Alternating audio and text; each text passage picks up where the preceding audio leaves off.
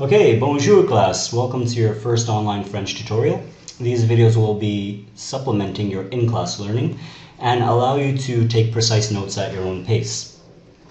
Now, as the semester continues, my expectation is that you will return to these videos periodically and review the grammar points as need be. Often, these videos will be accompanied by a handout, which will typically be linked in the video description, so watch out for that. I would like to see some measure of independent thinking and independent learning from you. Today, I would like to go over the French alphabet, l'alphabet français. We're going to take a look at how to say the letters in French and also the sounds that they make. So, French alphabet, pronunciation, and quirks. Pay special attention to les voyelles, the vowels. Those would be your A, E, I, O, and U, and sometimes even Y. They are of most significant concern to us. So let's begin. We begin with A, which is pronounced A, just like when the dentist asks you to open your mouth and say A. Now, when you put a consonant in front of it, such as L, so the word is spelled L-A, you would pronounce it La. Notice how we took the original sound of the letter A and used it to pronounce La. The sound is still there. Moving on, we have B. Nothing special there. C would be C. And C follows the same rules for hard and soft as in English. So, connection with the hard C and self with the soft C. So when C is followed by A, O, or U, it has a K sound to it, the K. When C is followed by E, or S, sorry, E or Y, you have the S sound. When C is combined with H, you get a sh sound, such as in the word blanche, pronounced with an SH. Now, there's a thing called a CD, which you might have seen. It's this little hook underneath the C. When C and the CD combine, you get the soft S sound again. For example, garçon, we pronounce it with an S sound. D is D, pronounced D, nothing special. It sounds just like you got punched in the stomach. And it keeps it sound with any consonant, just like A. Le, de, and se. Is the only letter to change sound with accents. So, for example, the accent aigu, the sharp accent, changes the sound to A. Very Canadian of us. Example, la télévision, télévision.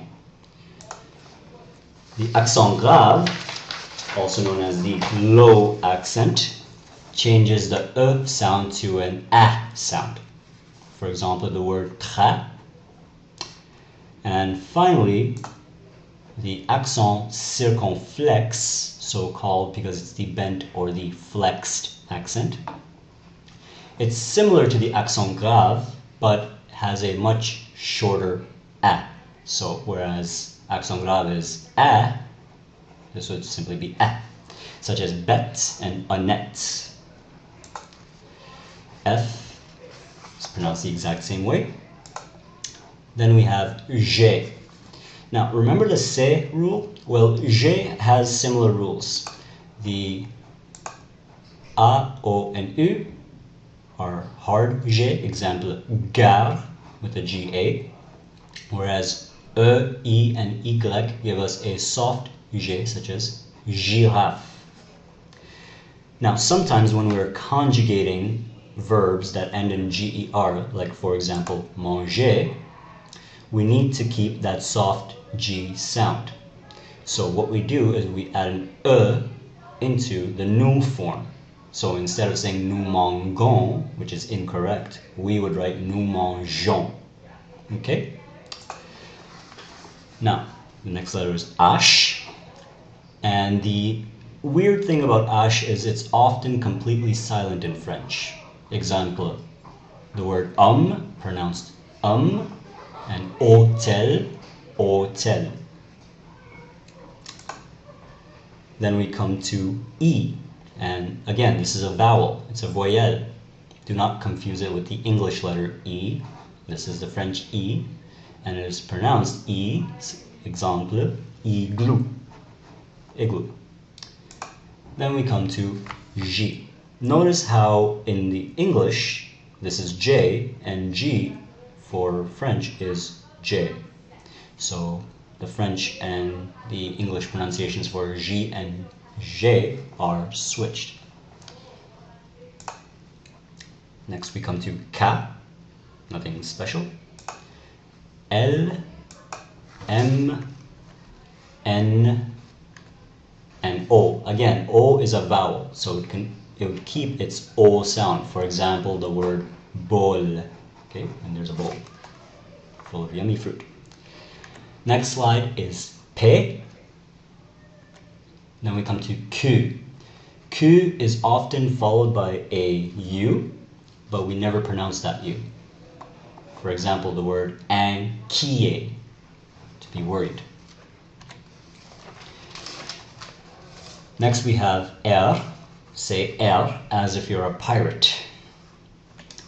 Then we have S, sounds exactly the same as in English. Then we have T. Then we have the vowel again, U. Say U as if you're disgusted.